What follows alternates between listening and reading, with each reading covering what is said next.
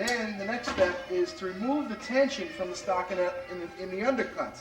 So you take a pin, pull it back, and make sure there's no tension, because if there's tension on the stockinette, what will happen is you won't be pulling in very well in the undercuts, and you want to maintain your AP pressure. So now you take that off and staple it. So if you pull, see, this tension is still removed here. You won't be pulling the tension out. Okay, the same thing you want to do on the anterior side. Of course, stay out of the trim lines when you do your stapling.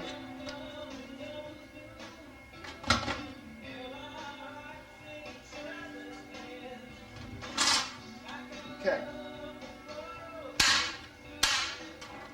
Now you can pull all you want when you set this up for vacuum. Okay?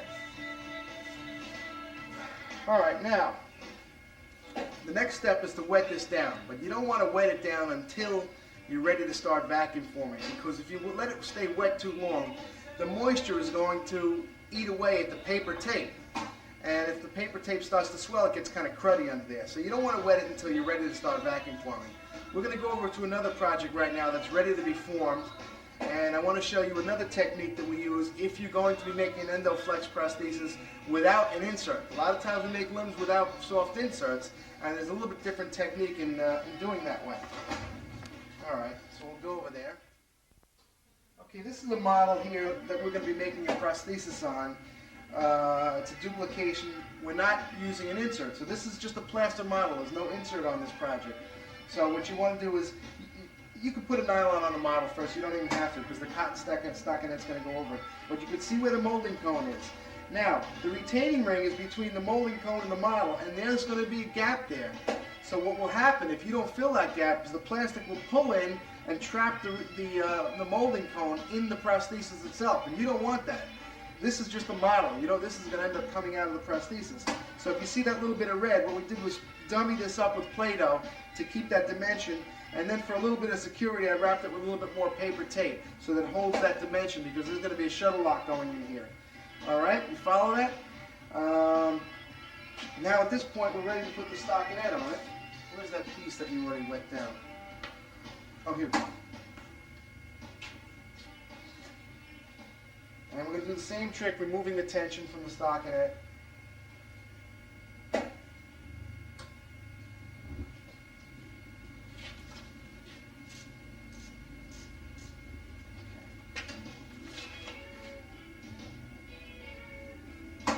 Straight lines.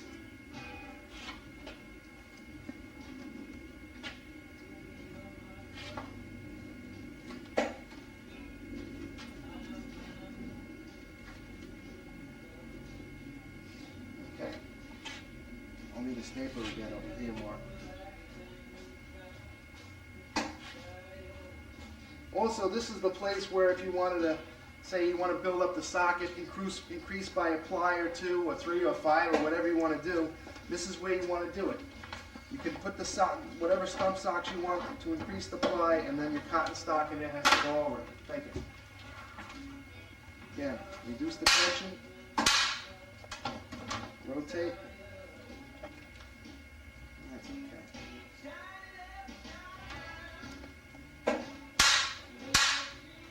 Now we're going to complete the suction, okay?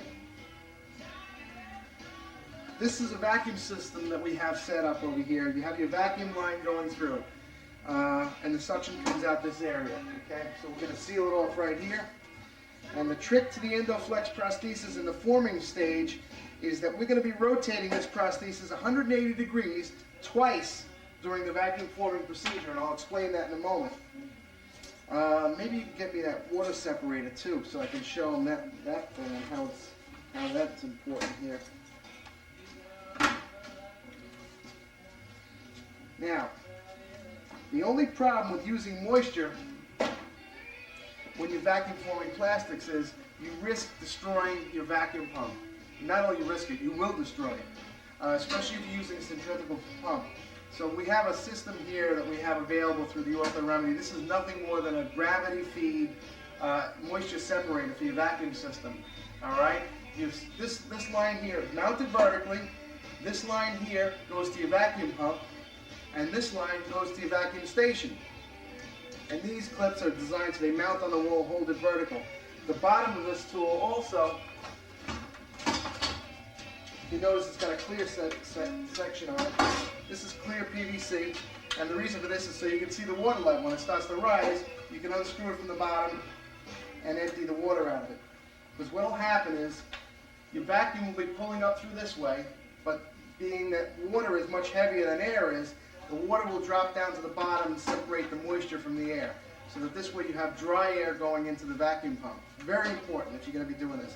By the way, you'll find that you're going to be using water for a lot more of your vacuum forming procedures. We do it on all our AFOs. Just about everything we do, we vacuum form wet.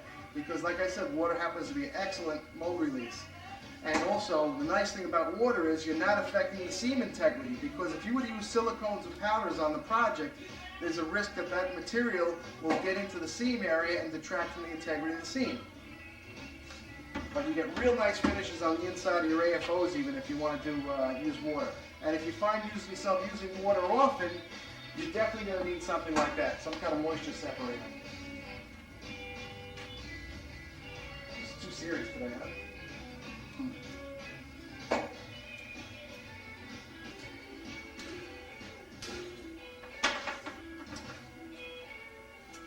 Slip it. Now, while we're waiting for the material to heat, see what it looks like. Oh yeah, we're ready. Okay, so before we vacuum form it, did you get that, Frankie? Thank you. I'm too quick sometimes, I'm sorry. All right. Now, at this point, you want to have the prosthesis with the posterior side facing up until you're ready to vacuum form. All right? Because, like the gravity feed moisture separator, water is affected by gravity. It's going to want to go down. So, what we're going to do is wet it. Boy, this thing is... There you go. Now what you want to do is wet the prosthesis down, wet down the whole project. Now sometimes cotton stockinette has a lot of sizing in it. So what we do is add like 5 or 6 drops of Palmolive liquid to the water, to about a gallon of water when we fill these bottles. And the Palmolive liquid will activate the sizing so that the water will kind of merge with the stockinette and it'll stick to it. So, the thing is upside down, again, because gravity is working for you. Now, the wettest part of this project is under here, okay? If you feel it's dripping from the bottom, it won't drip from the top naturally. So the wettest part of this project is on the bottom. The thing with it is that if you have too much water on this project, when you vacuum form your prosthesis, you're going to end up with what we call troughing. And I'll give you an example of that. We have an extra pile on that thing over here. See if I can find it. Here you go. And if you look at this one, I don't know, can you see that, Frank? If you look at this one, there's a little bit of a groove down there. Now this one is by far acceptable, but if you have too much water, that groove will go deeper and deeper and deeper. What's happening when you get your vacuum forming is a rush of water is going through that area, and it actually creates a river of water and prevents the plastic from meeting itself when you're getting a suction. So that's the reason why you want to have it upside down until you're ready to form. When we're ready to form the plastic, we're going to rotate it 180 degrees so the posterior side is facing down. And now at that point, while the plastic is coming out of the oven, all this moisture is working its way back to the posterior side, giving us a uniform content of moisture on the stockinette. If you have too little moisture, what's going to happen is that the stockinette will stick to the prosthesis. Then you have real problems. Because if it sticks to the plastic, then you have a sloppy mess inside of it. So you can see it's still dripping. This is plenty wet for us to work. The amount of moisture is something you've got to get the feel of, but it's got to feel damp, and it shouldn't feel like it's running. Now, like I said before, we're going to rotate this again. When we're ready to pull the plastic out, we're going to rotate it back 180 degrees. We're going to pull our plastic, get our suction, and as soon as we get the suction, we're going to rotate it back 180 degrees like this. So that now the weight of that seam is working again with gravity to help reinforce the seam and push that plastic down. Okay? We're ready to roll.